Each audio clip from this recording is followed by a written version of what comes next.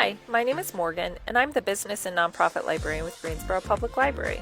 Today I want to introduce you to a database that recently got an update in January 2021, Simply Analytics.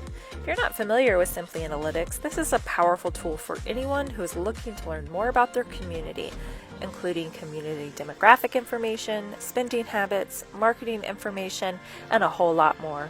Because Simply Analytic provides such rich detail about a community in a number of different maps, reports, and more, it makes this database an especially useful tool for small businesses, local government, nonprofits, and anyone doing research on any community in the United States. We are so excited to be able to provide access to this database for free online with your Greensboro Public Library card.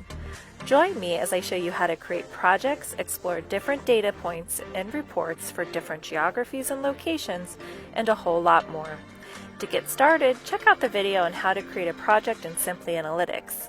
Already know how to create a project in Simply Analytics? Check out our other videos on exploring data reports and more. Have questions?